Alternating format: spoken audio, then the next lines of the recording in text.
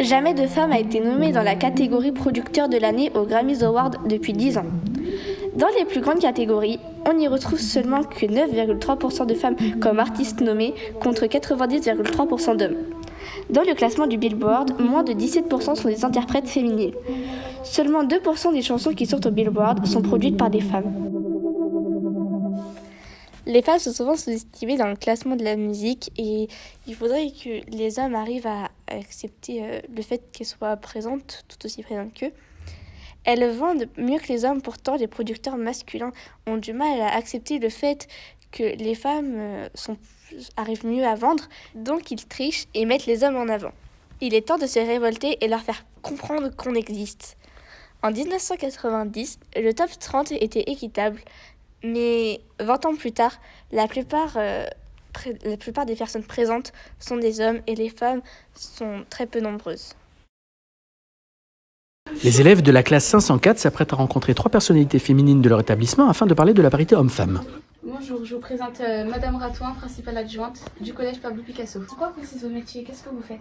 Alors, moi, principale adjointe, c'est un personnel de direction déjà. Donc, c'est un concours qu'on obtient après un oral et un écrit. Et mon travail consiste à gérer un établissement, tout simplement, à aider tout ce qui est administratif, faire en sorte que les examens se passent bien, que vous soyez accueillis dans un lieu sécurisé. J'accompagne les professeurs aussi, je suis à l'écoute des professeurs. Je suis aussi là pour sanctionner les élèves. Mais mon rôle, c'est vraiment de faire en sorte que dans un établissement scolaire, tout se passe bien.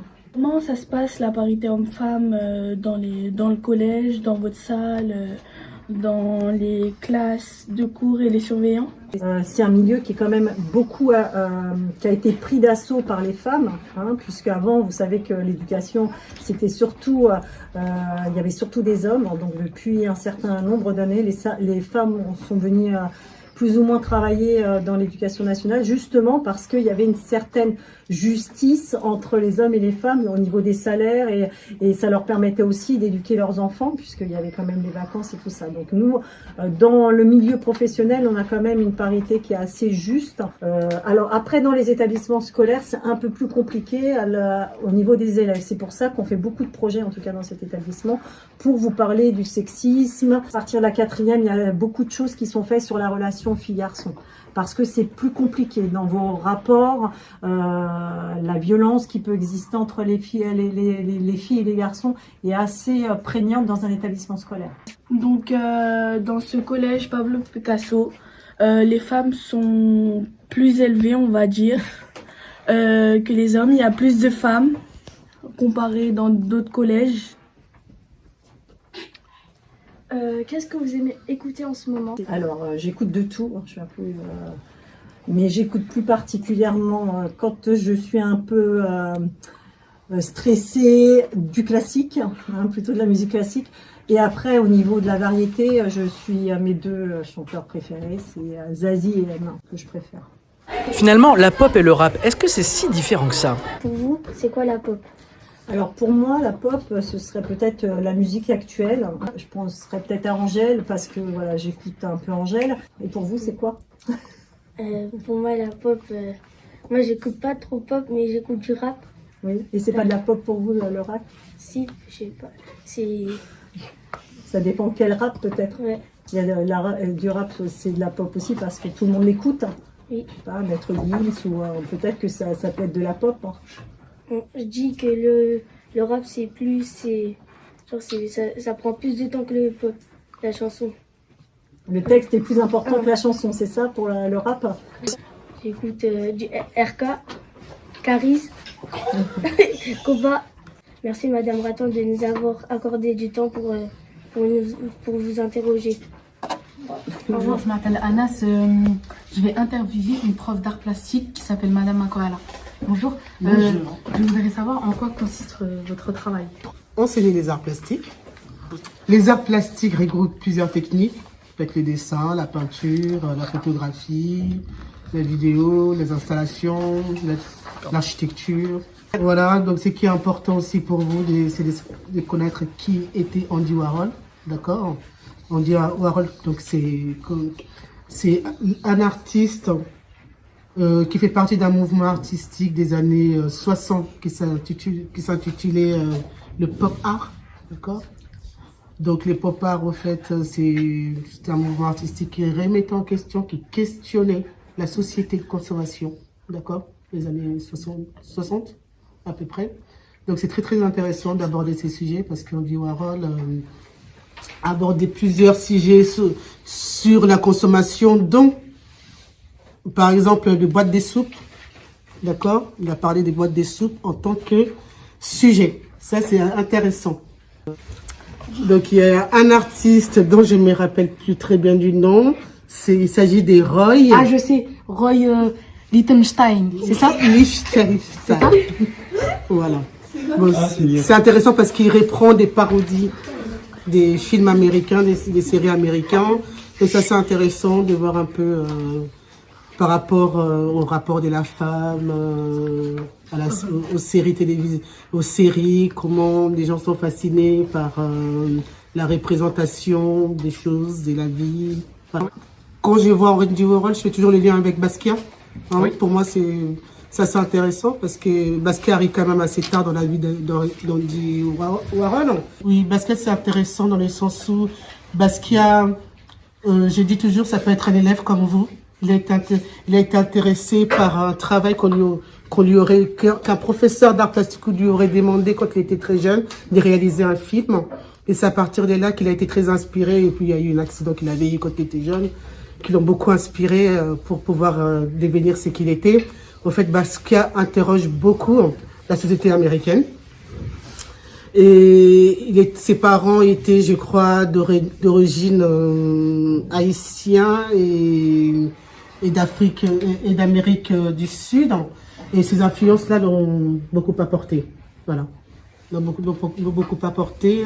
Donc, ça, c'est intéressant de voir comment il représente la foule à New York, la connexion qu'il peut y avoir entre les différents endroits, comment les gens sont en étroit dans la ville.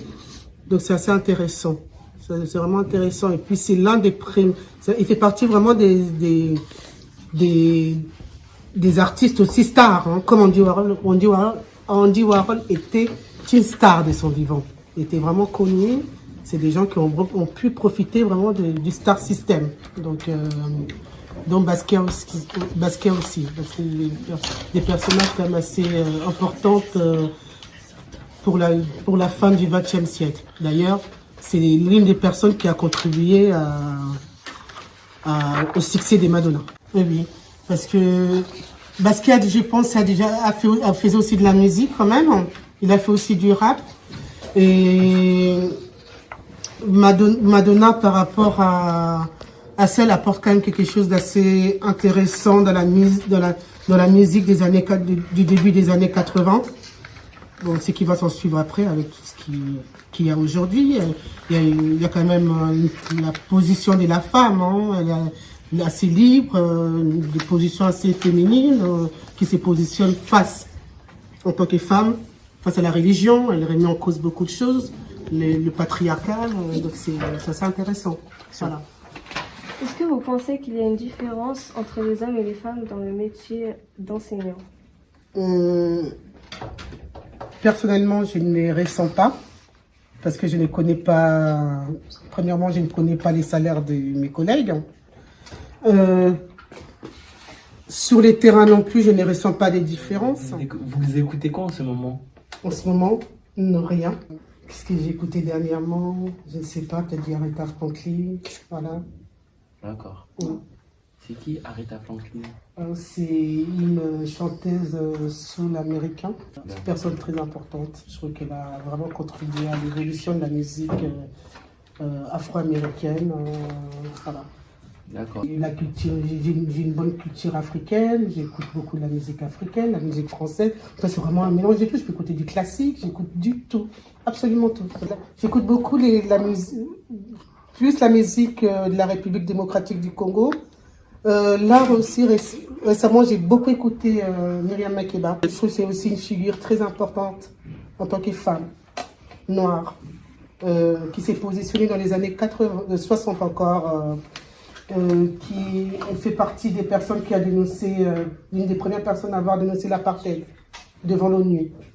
Et puis plus de 20 ans plus tard, ça a contribué quand même à la libération des Nelson Mandela. Je trouve que c'est une femme, c'est une héroïne pour moi, elle fait partie des... D'accord. Bon, Pata Pata, c'est intéressant, mais c'est une chanson plus dansante. Alors que Myriam Makeba ne chantait pas pour que sa musique soit dansée. C'était plus pour réveiller les consciences. Écoute bien, parce que ça, c'est important. Donc, sa musique, c'était plus pour réveiller les consciences. Par exemple, une chanson qu'elle a chantée, Maïboula, elle parle au fait de l'union que les Africains, les Sud-Africains devraient avoir pour pouvoir progresser dans le futur. Donc, d'abord, l'unité, l'attente pour que l'Afrique puisse émerger dans le bon sens. Ça, c'était vraiment intéressant. Et le départ qu'elle a fait aux États-Unis, ça c'est très important parce que non seulement elle rencontre là-bas les Black Panthers et elle tombe amoureuse de l'un des chefs des Black Panthers, mais à partir de ça, il y a quand même une rencontre entre l'Afrique et l'Amérique qui est assez intéressante parce qu'elle apporte son africanité. Je trouve ça vraiment intéressant. Je remercie Madame Makwala de nous avoir laissé son temps de pause. Merci Madame Makwala. Merci. Bonjour, aujourd'hui nous sommes en présence de Madame Grégoire et nous allons l'interviewer. Bonjour. Bonjour. Et à quoi consiste vraiment votre métier? Alors moi je suis professeure documentaliste au collège Pablo Picasso. Mon métier il est un petit peu particulier parce que je crois qu'il n'existe qu'en France. Et mon rôle en fait c'est de m'occuper de ce qu'on appelle le CDI. Le CDI c'est un lieu qui va accueillir à la fois les élèves sur leur temps de permanence où ils vont pouvoir lire, faire leurs devoirs. Avec mon autre collègue professeur documentaliste, on va pouvoir les aider à faire leurs exposés, à faire leurs devoirs. Donc ça c'est la première partie de mon métier. La deuxième partie, c'est que je suis professeur, c'est-à-dire que je vais devoir former les élèves à ce qu'on appelle la culture de l'information. En gros, mon but dans l'existence, c'est de vous rendre complètement autonome face aux infos. Que pensez-vous de la parité homme-femme dans le collège? Je pense qu'on a en fait beaucoup de pain sur la planche, qu'il y a encore beaucoup de travail à réaliser à l'intérieur du collège, notamment en fait dans la façon dont vous vous traitez entre filles et garçons. Qu'est-ce que vous écoutez et qu'est-ce que vous trouvez de la pop? Alors en ce moment j'écoute pas mal de rap des années 90 et j'ai tendance à écouter toujours un peu le même album en boucle qui est l'école du micro d'argent de I.A.M. Pensez-vous que le rap et de la pop fait partie de la pop? D'une certaine façon, oui, on peut dire ça. Si on se dit que la pop, c'est tout ce qui va être un peu neuf, novateur. Je sais pas, il y a pas mal de samples de pop dans pas mal de rap, donc du coup, oui, les deux univers sont liés. Alors est-ce que à dire que le rap c'est de la pop, je pense pas être assez calée pour dire ça, mais dans tous les cas, rap et pop sont liés. Est-ce qu'il y a des auteurs que vous considérez comme pop? Des auteurs de romans? Pénélope Bagieux, je trouve que c'est une autrice assez pop. Dans ce qu'elle fait, dans les couleurs qu'elle utilise, dans son style, dans les thèmes qu'elle aborde, je la trouve plutôt pop.